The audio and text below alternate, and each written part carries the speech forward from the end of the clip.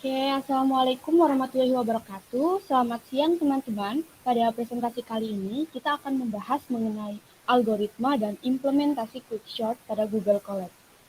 Sebelum memulai sesi presentasi, izinkan kita untuk memperkenalkan anggota kelompok kita. Perkenalkan, nama saya Fitri Arifiati dengan NIM 53014200021. Dan rekan saya Hasna, silahkan Hasna. Terima kasih Fitri. Perkenalkan nama saya Hasna Azal Fasahani, NIM 53014200019. Oke, terima kasih Hasna. Kemudian ada rekan saya yang kedua, Putri. Silahkan Putri. Baik, terima kasih Fitri. Perkenalkan, nama saya Putri Fauzia dengan NIM 53014200014. Terima kasih. Oke, terima kasih. Sebelum masuk pada implementasi program Quickshot-nya, akan dijelaskan terlebih dahulu mengenai apa itu Quickshot, implementasi Quickshot, serta diagram alir atau flowchart dari program yang kita buat. Yang akan disampaikan oleh rekan saya, Hasna Azalfa. Silahkan Hasna. Baik, terima kasih untuk waktu dan kesempatannya. Selanjutnya saya akan menjelaskan tentang Quicksort. Apa itu Quicksort? Quicksort adalah salah satu algoritma pengurutan data yang paling cepat, yaitu dengan membagi list menggunakan sebuah pivot. Pivot adalah elemen pertama, elemen terakhir, atau elemen tengah tabel. Cara ini hanya bagus jika elemen tabel tersusun secara acak, namun tidak bagus jika elemen tabel semula sudah terurut. Selanjutnya, keunggulan dan latar belakang Quicksort. Untuk keunggulan Quicksort secara umum memiliki kompleksitas. Algoritmanya sederhana dan mudah diterapkan pada berbagai bahasa pemrograman dan arsitektur mesin secara efisien. Dalam prakteknya adalah yang tercepat dari berbagai algoritma pengurutan dengan perbandingan seperti merge sort dan heap sort. Latar belakang Quicksort. Alasan memilih program Quicksort ini karena dalam pengimplementasinya, program ini dibuat dengan tujuan menentukan 2 siswa dengan nilai tertinggi dari 5 siswa yang masuk pada pemeringkatan kelas untuk menjadi perwakilan SMA Harapan Bangsa pada Olimpiade Sains Nasional tahun 2022. Selanjutnya, flowchart pada Quicksort. Untuk penjelasan yang pertama yaitu perintah dalam flowchart yaitu memulai sebuah program, lalu menginput data. Data yang diinput adalah nilai-nilai acak. Selanjutnya menukar data. Lalu quicksort. Pada quicksort akan terjadi rekursif dan non-rekursif. Rekursif adalah metode algoritma yang kerap digunakan dalam membuat perulangan. Selanjutnya non-rekursif. Pada non-rekursif akan terjadi tumpukan. Rekursif dan non-rekursif akan membangkitkan bilangan acak yang nantinya akan terjadi pengurutan. Dalam pengurutan ada data sebelum terurut yaitu 87, 90, 83, 79, dan 85. Lalu terjadi proses pengurutan sehingga menghasilkan data yang sudah terurut yaitu 79, 83, 85, 87, 90. Lalu langkah akhir dari flowchart yaitu selesai. Untuk penjelasan selanjutnya saya serahkan ke moderator. Terima kasih. Oke, terima kasih Hasna. Jadi itu ya penjelasan mengenai Quickshot, keunggulan Quickshot, dan flowchart-nya. Selanjutnya, saya akan menjelaskan sistematika algoritma program Quickshot. Di sini kita mempunyai data nilai siswa yang akan dimasukkan ke dalam pemeringkatan, yaitu nilai 87, 90, 83, 79, dan 85. Langkah pertama yang harus dilakukan adalah menentukan elemen pivot dengan mengambil sebuah elemen dari sebelah kanan atau nilai yang paling akhir. Di sini nilai yang paling kanan adalah nilai 85. sehingga nilai 85 dijadikan sebagai pivot. Langkah selanjutnya adalah membandingkan data ke I, yaitu nilai 87, dan data ke I plus 1, yaitu nilai 90. Ada sebuah syarat di mana I plus 1 sama-sama besar atau sama-sama kecil dari pivot, maka tidak dapat kita tukar posisinya. Sehingga data ke I akan dibandingkan dengan data selanjutnya atau data ke I plus 2, yaitu nilai 83. Pada kondisi ini, kita akan membandingkan data ke-1 yang bernilai 87 dan data ketiga yang bernilai 83. Karena nilai 87 lebih besar dari pivot dan nilai 83 lebih kecil dari pivot, maka kondisi ini memenuhi syarat untuk ditukar posisinya. Sehingga data ke-1 sekarang bernilai 83 dan data ketiga bernilai 87. Selanjutnya, kita akan membandingkan nilai 90 dan 79. Karena nilai 90 lebih besar dari pivot, sedangkan nilai 79 lebih kecil dari pivot, maka kondisi ini memenuhi untuk ditukar posisinya. Sehingga kita dapati data 83 sebagai data 1, 79 sebagai data 2, 87 sebagai data 3, 90 sebagai data 4, dan 85 sebagai data 5 yang merupakan pivot. Selanjutnya akan dijelaskan oleh Putri Fauziah. Silahkan Putri. Baik, terima kasih Fitri.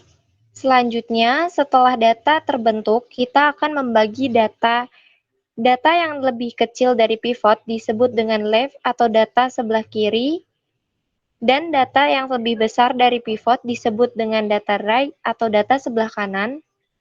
Setelah terbentuk, kita akan membuat list-list baru.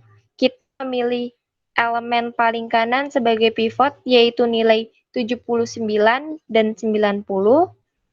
Kemudian kita lihat pada list left atau list sebelah kiri, kita bandingkan antara nilai 83 dengan 79. Karena nilai 83 lebih besar dari pivot, maka kondisi ini memenuhi untuk ditukar posisinya. Sehingga nilai 79 dijadikan sebagai data ke-1 dan 83 sebagai data kedua. Lalu untuk list right, kita bandingkan antara nilai 87 dan 90.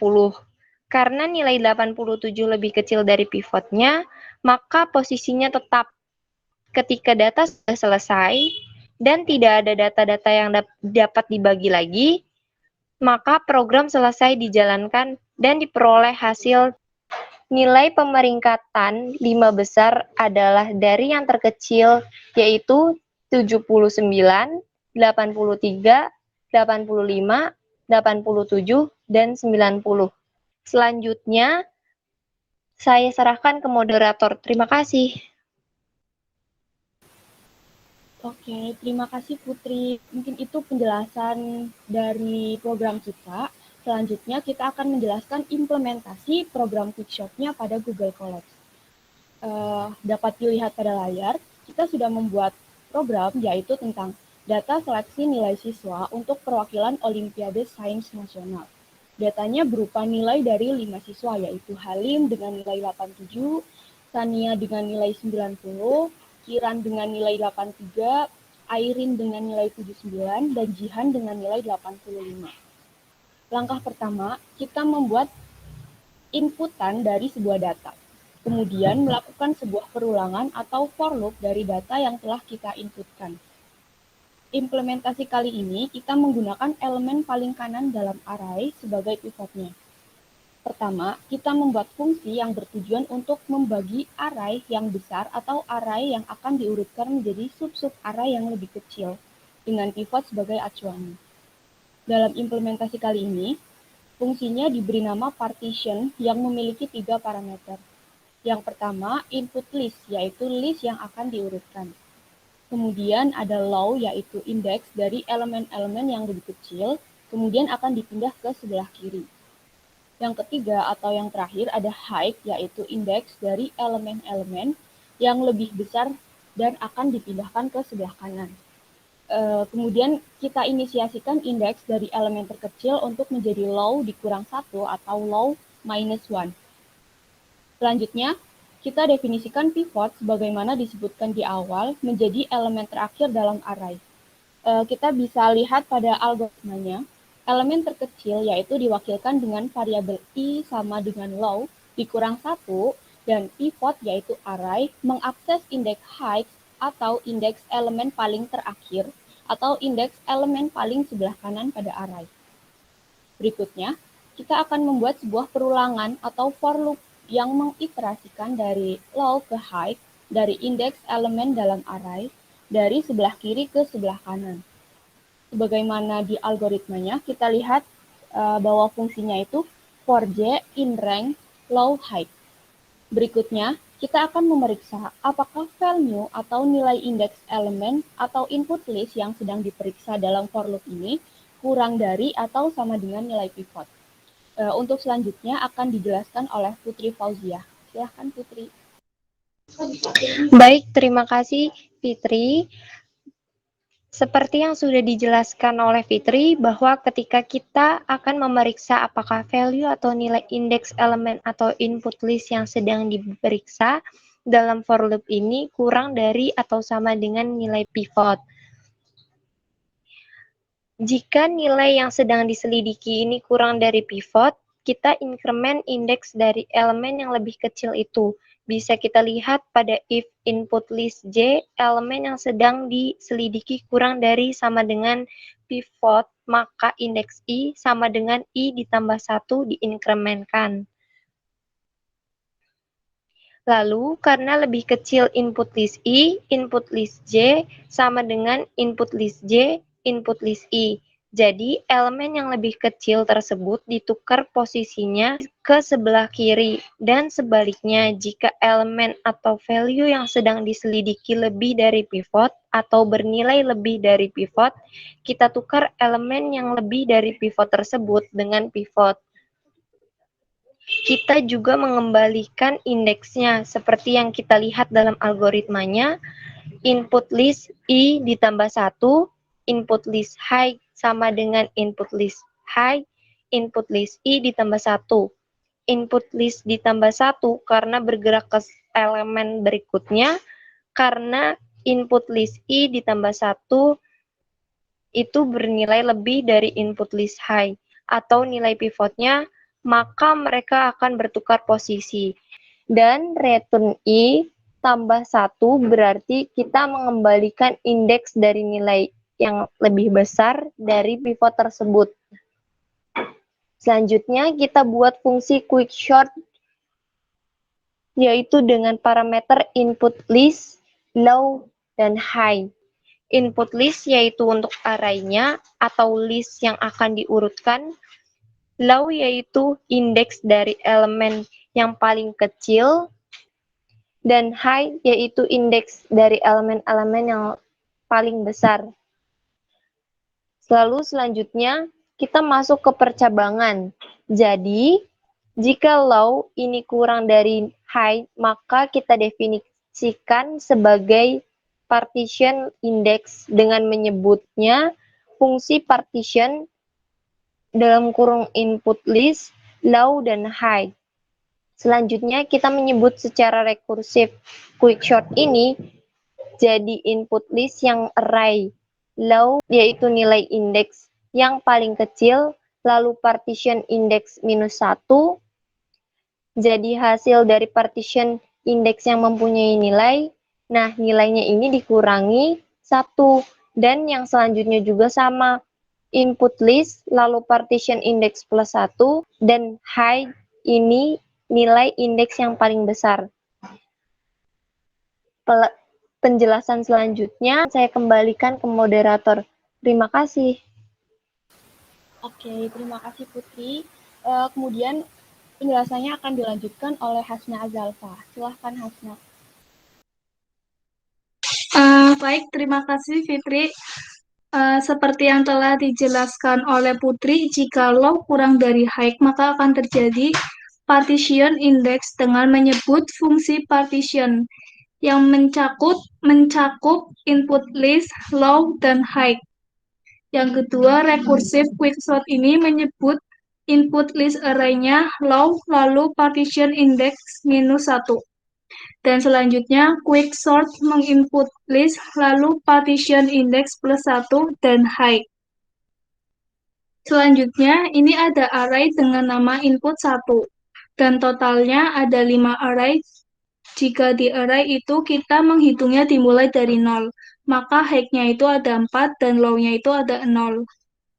Selanjutnya ada list length, yaitu length input 1. Length input 1 ini adalah cara untuk menghitung panjangnya suatu array. Jadi kita tulis length dalam kurung diisi dengan nama array-nya.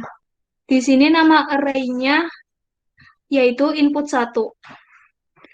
Kemudian, untuk mengetahui hasil seleksi nilai siswa untuk perwakilan Olimpiade Sains Nasional sebelum pemeringkatan, yaitu dengan cara mencetak atau print dalam kurung tanda petik hasil seleksi siswa untuk perwakilan Olimpiade Sains Nasional sebelum pemeringkatan, input 1.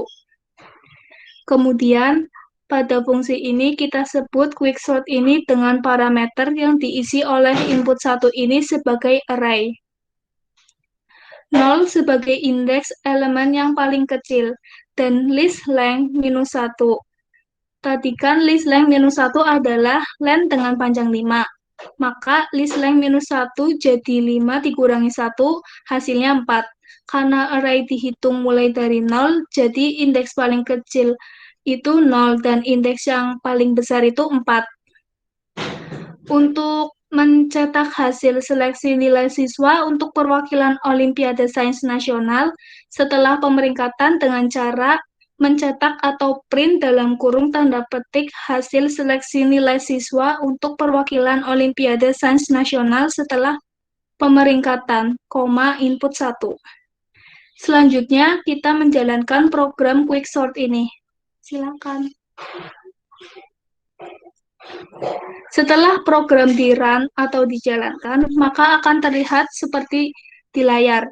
Data seleksi nilai siswa untuk perwakilan Olimpiade Sains Nasional yaitu Halim memperoleh nilai sebesar 87, Sania 90, Kiram 83, Airin 79, dan terakhir ada Jihan dengan nilai 85.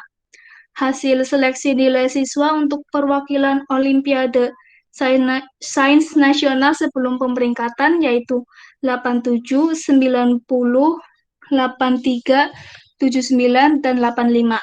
Hasil seleksi nilai siswa untuk perwakilan Olimpiade Sains Nasional setelah pemeringkatan yaitu 79, 83, 85, 87, dan 90.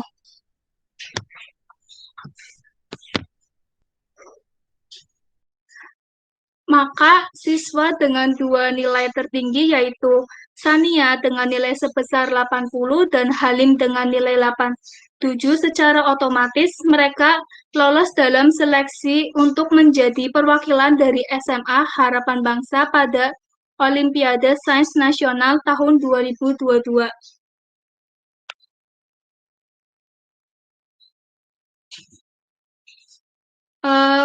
Sekian penjelasan dari saya. Selanjutnya, saya serahkan ke moderator. Oke, terima kasih Hasna dan Putri.